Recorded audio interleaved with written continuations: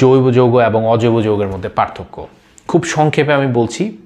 প্রথম পার্থক্য হচ্ছে সংখ্যা। জৈব যৌগগুলোর সংখ্যা অনেক বেশি, অজৈব যৌগগুলোর সংখ্যা অনেক কম। দ্বিতীয় পার্থক্য হচ্ছে ক্যাটানেশন করার প্রবণতা বা ক্ষমতা। জৈব যৌগ কার্বনের যৌগগুলোকে জৈব যৌগ বলে এবং কার্বনের ক্যাটানেশন করার ক্ষমতা আছে, কিন্তু অজৈব যৌগের ক্ষেত্রে এই ধরনের কোনো ক্ষমতা থাকে না। আসলে এই ক্যাটানেশন ক্ষমতার কারণে কিন্তু জৈব যৌগের সংখ্যা অনেক বেশি হয়, কারণ একটা কার্বন পরমাণুর সাথে আরেকটা কার্বন পরমাণু যুক্ত হয়ে বিভিন্ন আকৃতির এবং বিভিন্ন দৈর্ঘ্যের শিকল গঠন করতে পারে।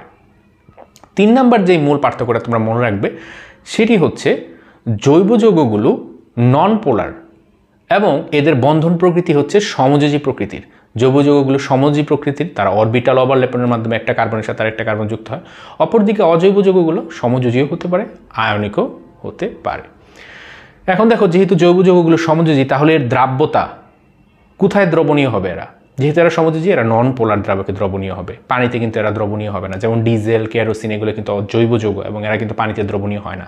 অপরদিকে অজৈব যৌগগুলো বেশিরভাগ ক্ষেত্রেই পোলার দ্রাবক যেমন পানি বা অন্যান্য পোলার দ্রাবকে দ্রবণীয় হয়, কারণ তারা অনেকে আয়নিক প্রকৃতির হতে পারে।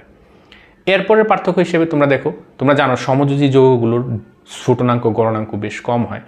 তাহলে যেহেতু জৈব যৌগগুলো সমযোজী যৌগ, এটার গলনাঙ্ক স্ফুটনাঙ্ক তুলনামূলক কম হবে। তাহলে জৈব যৌগের গলনাঙ্ক স্ফুটনাঙ্ক কম হবে, কিন্তু অজৈব যৌগের গলনাঙ্ক স্ফুটনাঙ্ক তুলনামূলক বেশি।